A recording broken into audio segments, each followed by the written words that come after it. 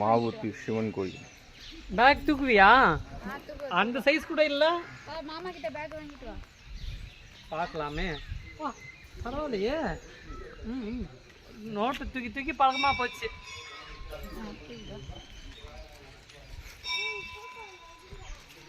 உதயகிரிநாத சுவாமி.